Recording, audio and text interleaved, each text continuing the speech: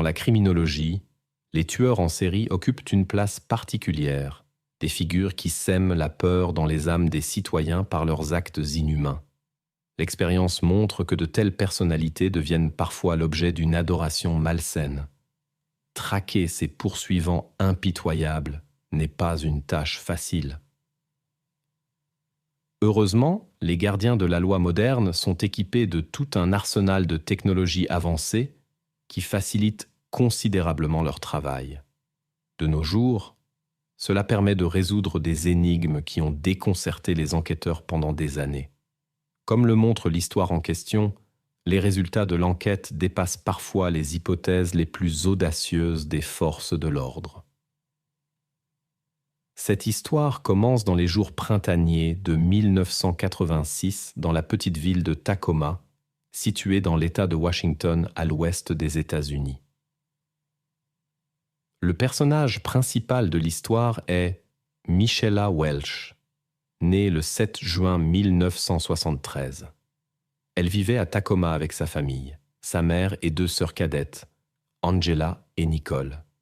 Le destin a voulu que le père ne soit plus dans la famille, et tous les soucis reposaient sur les épaules de la mère. Seule avec 3 filles, la mère de Michela était confrontée à des circonstances de vie difficiles. Elle a dû travailler dur pour offrir aux enfants une vie décente. Grâce à son professionnalisme, la femme a pu obtenir un bon poste dans une agence immobilière. Ses efforts n'ont pas été vains. Le salaire suffisait non seulement à couvrir les besoins de base, mais aussi à faire de petites économies.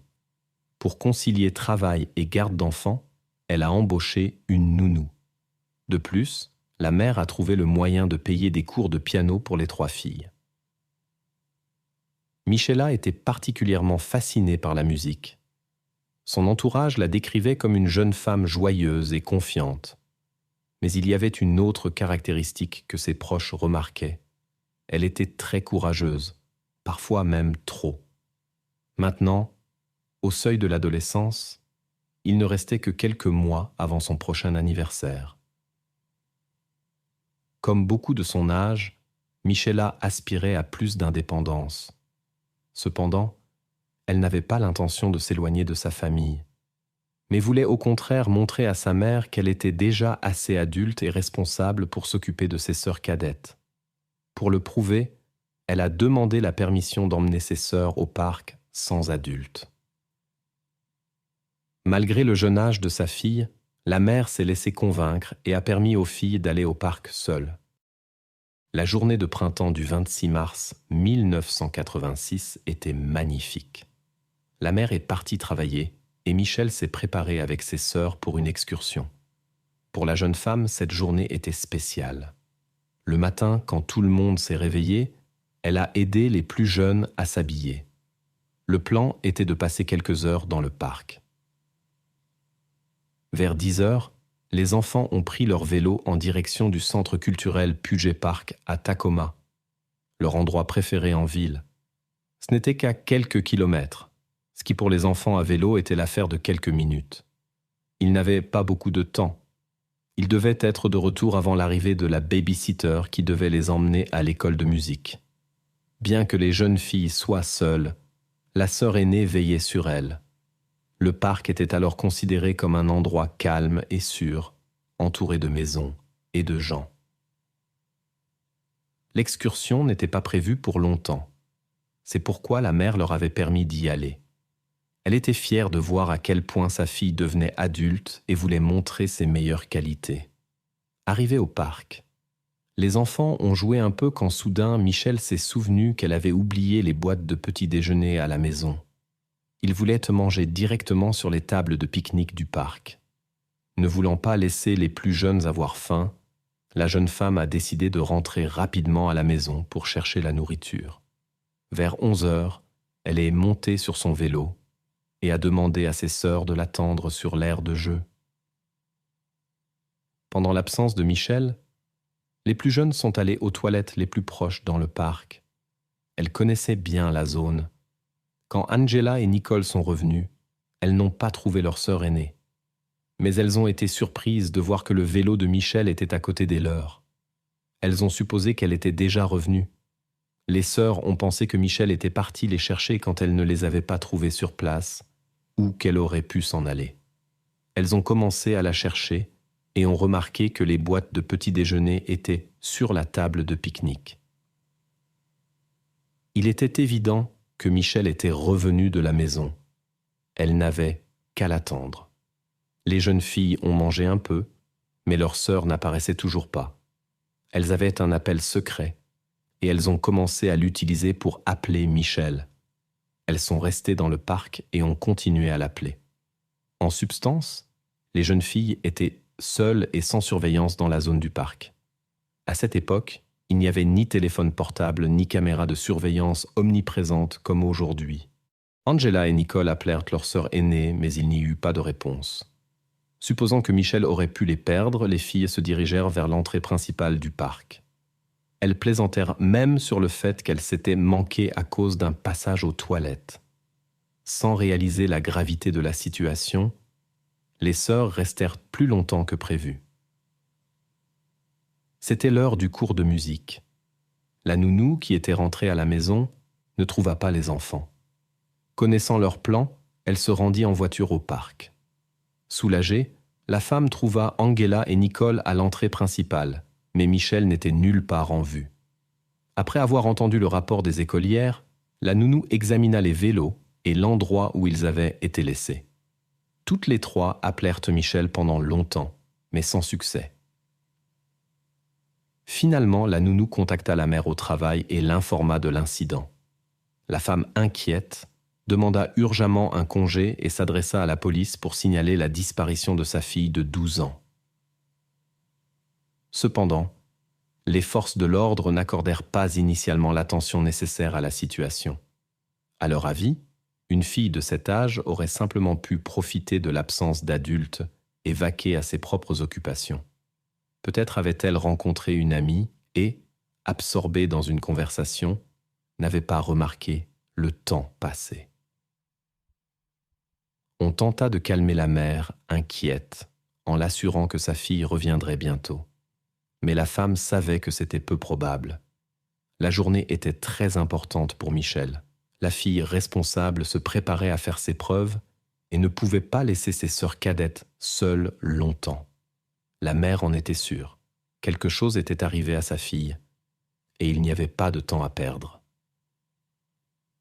Après l'insistance persistante de la mère, l'officier reconnut finalement que la situation nécessitait une action immédiate. La police a immédiatement commencé la recherche de Michel, se concentrant sur le parc. Plusieurs groupes d'agents sont arrivés avec des chiens pisteurs pour accélérer le processus. La première enquête n'a rien révélé d'inhabituel. Aucune trace n'a été trouvée. Donc, des volontaires ont été inclus dans l'opération. La mère a également participé à la recherche, tandis qu'une nounou restait avec les filles plus jeunes. La femme ne perdait pas espoir de retrouver rapidement sa fille. Elle soupçonnait que Michel avait simplement pu tomber de vélo, peut-être subir une contusion et ne pas pouvoir retourner seule à l'aire de jeu. Ou quelque chose de similaire s'était produit et la fille avait besoin d'aide. Les enquêteurs examinant la scène étaient moins optimistes. Ils soupçonnaient que Michel aurait pu avoir des ennuis et disparaître à son retour, alors que l'aire de jeu était vide. Malheureusement, les espoirs de la mère ne devaient pas se réaliser. Vers minuit, les policiers avec des chiens pisteurs sont arrivés sur un sentier isolé dans le parc, où se trouvait un feu de camp récemment utilisé. Là, une découverte bouleversante les attendait. Les experts ont examiné la découverte et ont conclu qu'il s'agissait d'un incident criminel. Cependant, l'arme du crime n'a pas été trouvée sur les lieux. La police a fouillé minutieusement toute la zone avec des chiens, mais le coupable l'avait probablement emporté et s'en était débarrassé ailleurs. Il est difficile d'imaginer les sentiments de la mère lorsqu'elle a appris cette terrible nouvelle. La femme voulait donner à sa fille aînée l'opportunité de montrer son indépendance, mais cela s'est terminé en tragédie. Possiblement, les filles plus jeunes ont échappé au danger par hasard pendant qu'elles étaient aux toilettes et non pas attirer l'attention du coupable. Ces incidents ont secoué la communauté locale. La nature de l'incident indiquait la présence d'une personne extrêmement dangereuse dans la ville, qui était encore en liberté. Les nouvelles de ce qui était arrivé à Michel ont laissé les résidents en état de choc. Il est devenu clair que personne ne pouvait se sentir complètement en sécurité tant que cette personne n'était pas trouvée. La police a été submergée de demandes de citoyens. Les gens exigeaient avec insistance que les forces de l'ordre arrêtent le coupable le plus rapidement possible pour rétablir le calme dans la ville. Cependant, les officiers avaient trop peu d'informations. C'est pourquoi ils se sont tournés vers le public pour obtenir de l'aide dans la recherche du suspect. Le même jour, une camarade de classe de 13 ans de la disparue est venue voir les enquêteurs. Elle a rapporté avoir vu Michel le matin avec ses jeunes sœurs dans le parc, jouant sur l'aire de jeu avant leur départ.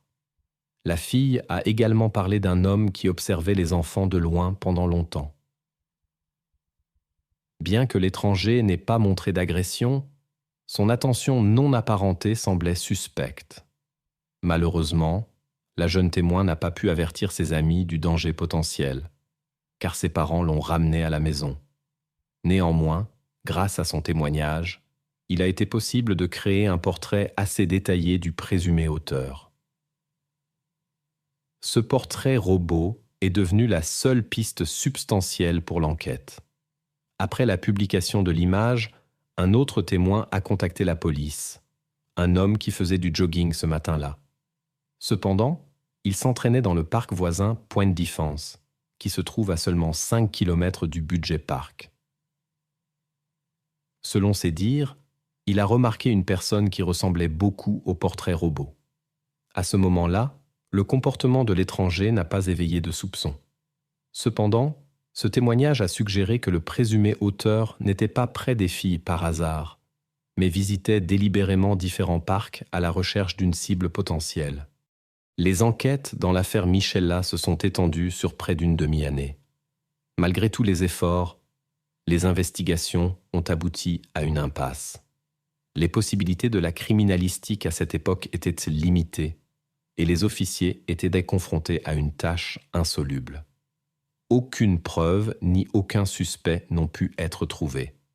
Mais la tragédie ne s'est pas arrêtée là. 5 mois plus tard, une autre jeune femme a disparu dans des circonstances similaires dans le parc Point de Défense, Jennifer Bastian, une étudiante née en 1973. Elle aussi vivait avec sa famille à Tacoma. L'événement a profondément choqué tout le monde. La société était horrifiée que les autorités n'aient pas pu empêcher la disparition d'une autre personne. Jennifer était connue comme une jeune femme joyeuse et active. Ses intérêts étaient variés, de l'équitation et la danse à la gymnastique. Elle aimait particulièrement faire du vélo. Pour elle, les promenades à vélo n'étaient pas seulement un plaisir, mais aussi une opportunité d'entraîner son endurance. Jennifer était passionnée de sport. Le 4 août 1986, elle est partie à nouveau pour l'entraînement. Après le déjeuner, vers 14h30, elle est allée au parc. Normalement, elle y pédalait avec une amie, mais cette fois-ci, celle-ci n'a pas pu l'accompagner. Jennifer a laissé une note à ses parents disant qu'elle passerait toute la journée dans le parc et rentrerait vers 18h30. Cependant, elle n'est pas rentrée à l'heure convenue. Les parents inquiets ont d'abord appelé les amis de leur fille. Jennifer était très sociable et pouvait changer ses plans spontanément, par exemple pour rendre visite à quelqu'un. Malheureusement, aucun des amis n'avait vu la jeune femme. Les parents se sont alors tournés vers la police. Les autorités, se souvenant de l'incident récent, ont pris le signalement très au sérieux et ont réagi immédiatement à l'appel. Les enquêteurs ont remarqué des similitudes entre les circonstances de la disparition de Jennifer et le cas précédent de Michel. Les principaux efforts de recherche se sont concentrés sur le parc où Jennifer voulait faire du vélo. Les policiers arrivés ont utilisé des chiens spécialement entraînés pour l'opération. Cependant, la vaste superficie du parc, nettement plus grande que le parc Puget, a considérablement compliqué la tâche. Les parents de Jennifer sont venus sur le lieu de recherche et ont fourni des objets personnels de leur fille pour le travail des chiens pisteurs. Malgré les efforts intenses des enquêteurs, les assistants à quatre pattes n'ont pas pu trouver de traces de la personne disparue ce jour-là. Certains témoins interrogés ont mentionné avoir vu Jennifer faire du vélo sur l'un des sentiers du parc vers 18 heures, mais n'ont rien remarqué d'inhabituel. La nouvelle de l'incident s'est répandue comme une traînée de poudre. Le public était inquiet, beaucoup établissant des parallèles entre cette affaire et l'incident récent avec Michelle. Des rumeurs inquiétantes circulèrent dans la ville au sujet d'un possible auteur agissant selon un plan spécifique. Après un appel dans les médias, de nombreux volontaires ont rejoint l'opération de recherche. Les parents de la disparue ont lancé un appel officiel à tous ceux qui pourraient avoir des informations sur Jennifer pour qu'ils contactent la police. Après avoir vu le reportage aux informations, la mère de Michelle, toujours affectée par la tragédie survenue il y a 5 mois, s'est rendue au poste de police. Son affaire restait non résolue et la nouvelle d'une possible répétition de la situation a profondément touché la mère en deuil. Elle comprenait les sentiments des parents de Jennifer et voulait soutenir la famille. Elle s'est donc activement impliquée dans la recherche. Il y a moins d'un demi-an, elle-même se trouvait dans une situation similaire. Pendant ce temps, les enquêteurs ne tiraient pas de conclusions hâtives et espéraient que Jennifer était peut-être partie avec des amis ou en raison de possibles problèmes familiaux. Cependant, ce n'étaient que des suppositions, des tentatives de trouver une explication plus optimiste, car un tel comportement ne correspondait pas du tout au caractère de la disparue. Malgré tous les efforts de la police et des volontaires, il n'a pas été possible d'obtenir des informations substantielles sur la localisation de la jeune fille. La situation est restée inchangée jusqu'au 26 août. Ce jour-là, un homme qui avait fait son jogging matinal sur les sentiers peu fréquentés du parc s'est présenté au poste de police. Selon ses dires, il aperçut une forte odeur désagréable dans l'un des coins reculés de la forêt. Sans enquêter lui-même sur la source de l'odeur, mais sachant la récente disparition de Jennifer, il a décidé d'en informer immédiatement les enquêteurs après son retour à la maison. Les enquêteurs sont arrivés sans délai dans la partie indiquée du parc. Cependant, déterminer la source exacte de l'odeur s'est avéré être une tâche difficile. La recherche durait déjà depuis 2 jours sans interruption lorsque la police fit une autre découverte inquiétante dans une partie dense de la forêt, non loin d'un sentier. À proximité, on trouva également le vélo de l'écolière. La découverte était soigneusement cachée dans une petite dépression, couverte de feuilles et de branches. C'est précisément pour cette raison qu'elle n'avait pas pu être découverte plus tôt, jusqu'à ce que des signes inquiétants apparaissent. En raison de l'état de la découverte, une identification immédiate était impossible. Les enquêteurs invitèrent prudemment les parents de Jennifer pour l'identification, sans les informer au préalable de la découverte. Le père reconnut immédiatement les vêtements avec lesquels sa fille avait quitté la maison. L'enquête révéla que Jennifer avait été soumise à un traitement non désiré. Il était évident que Jennifer s'était défendue désespérément, mais elle n'avait tout simplement pas assez de force pour résister à l'agresseur. Naturellement, ces détails furent un nouveau choc pour le public. Les suppositions les plus sombres s'étaient confirmées. Les gens virent immédiatement un lien entre cet incident et l'affaire de Michelle. Les 2 incidents s'étaient produits dans des parcs où les enfants faisaient du vélo. Bien que certains détails différaient, les épisodes étaient très similaires. De plus, les 2 se ressemblaient physiquement. Du même type et du même âge, jolies avec des yeux bleus. Les familles locales avec enfants se trouvaient dans un état de grande inquiétude. La ville, autrefois tranquille, avec un faible taux de criminalité, était devenue un endroit où les enfants étaient en danger. Maintenant, personne ne pouvait plus se sentir en sécurité. Les gens avaient peur de laisser leurs enfants sortir pour jouer. Le public faisait pression sur les forces de l'ordre et exigeait que le coupable soit trouvé le plus rapidement possible. Malgré tous les efforts, l'enquête n'a pas pu fournir de preuves substantielles jusqu'à présent. Les preuves matérielles trouvées sur la scène du crime, y compris les fragments de vêtements et les échantillons biologiques, n'ont pas produit les résultats escomptés. À cette époque, les technologies d'analyse du matériel génétique n'étaient pas encore suffisamment développées pour aider à résoudre l'affaire. Le temps passa. L'attente d'une arrestation rapide du coupable s'étendit sur de nombreuses années, puis des décennies. À l'automne 2008, un département chargé d'enquêter sur les anciennes affaires non résolues a été créé au sein de l'autorité policière de Tacoma. À ce moment-là, de nouvelles méthodes d'enquête ADN, de généalogie génétique, de phénotypage et d'autres technologies médico-légales avancées étaient apparues. Les autorités espéraient que ces innovations contribueraient à éclaircir de nombreuses affaires mystérieuses restées non résolues pendant des années. En l'an 2013, ce fut finalement le tour des événements d'il y a 27 ans liés à la disparition de Michelle et Jennifer. L'enquêtrice Lindsay Wade a pris en charge l'affaire et a ressenti un lien particulier avec elle. Bien que Lindsay ne connaisse pas personnellement les filles disparues, elle avait grandi à Tacoma. Au moment de ces événements tragiques, elle avait à peu près le même âge qu'elle.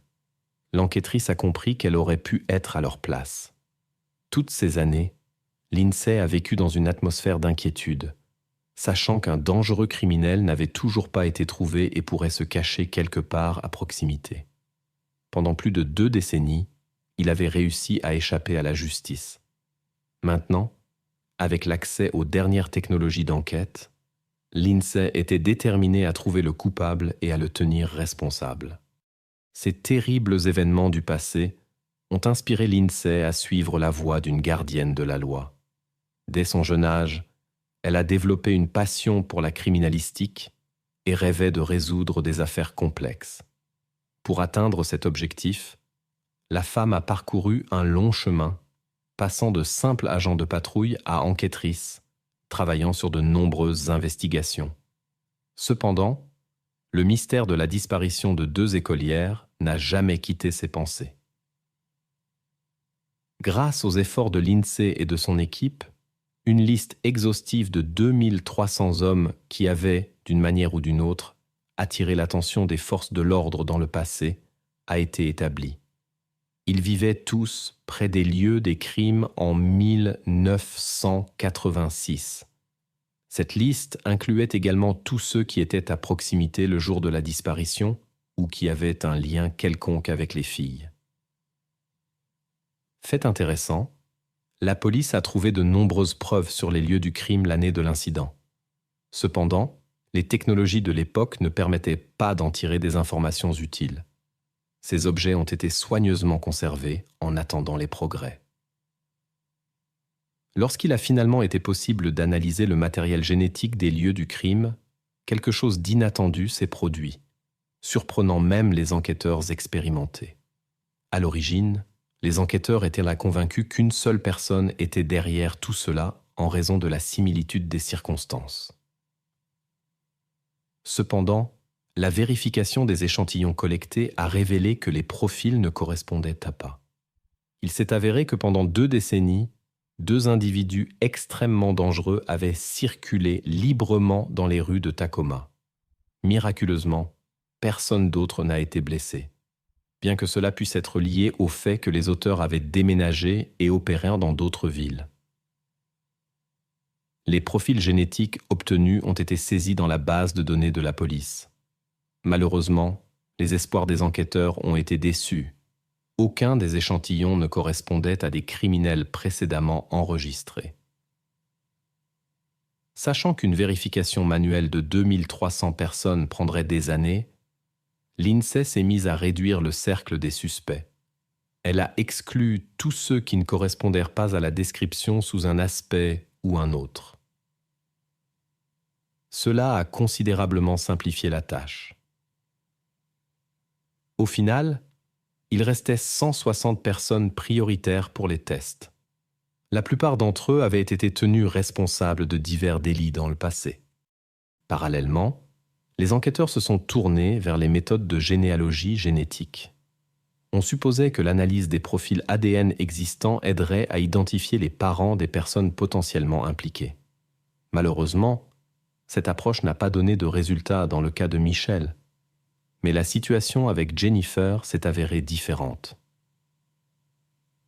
Les experts en généalogie soupçonnaient que la personne liée à la disparition de Jennifer pourrait porter l'un des noms de famille suivants: Nama, Holbrook, Smith ou Washburn. Finalement, il n'y a eu qu'une seule correspondance, un certain Robert Washburn. Fait intéressant, il n'était pas apparu auparavant comme suspect dans cette affaire. Au contraire, Washburn avait agi en tant que témoin et avait signalé à la police un homme suspect vu dans le parc après la disparition de la première jeune femme, Michelle. Il s'est avéré que Washburn était ce coureur précédemment mentionné dans l'affaire.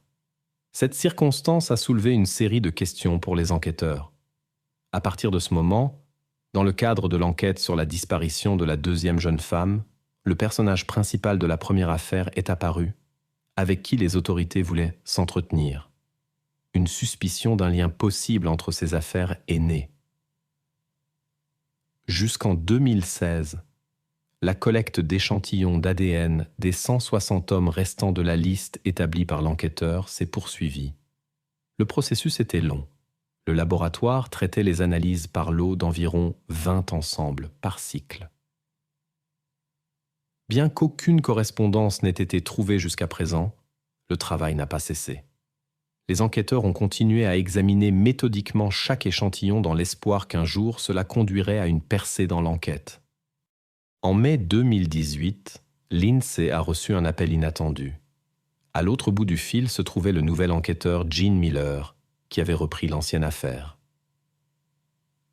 Miller a partagé une nouvelle étonnante. Près de 32 ans après les 2 tragiques incidents, une correspondance avait été trouvée dans les 18 derniers échantillons. Cela indiquait l'implication d'un certain Robert dans la disparition de Jennifer, le même témoin qui avait été décrit comme le coureur du parc. Pour une raison quelconque, il n'avait pas été vérifié auparavant. Maintenant, Robert avait 60 ans, alors qu'au moment des événements, il était encore très jeune. Il avait grandi à Tacoma, mais avait déménagé en Illinois après l'incident. Étonnamment, l'homme n'avait pas d'antécédents criminels. À tous égards, il semblait être un citoyen respectueux des lois. Après avoir déménagé, Robert a commencé une relation, s'est marié, et le couple a eu une fille ayant des besoins spéciaux. Le mariage s'est dissous, mais Robert a continué à s'occuper de l'enfant et à soutenir sa fille à tous égards. Toutes les connaissances décrivaient Robert comme une personne travailleuse, calme et aimable.